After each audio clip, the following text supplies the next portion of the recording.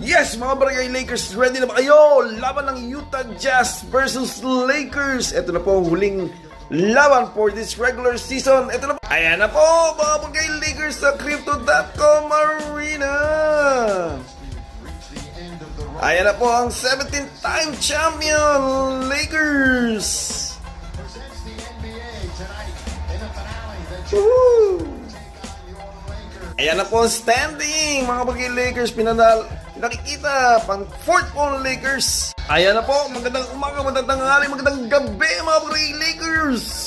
Ayan na po ang first five ng Lakers. Siyempre, wala pa si Luka at si Austin Reed. Ayan na po ang Utah Jazz. First five, jump ball na!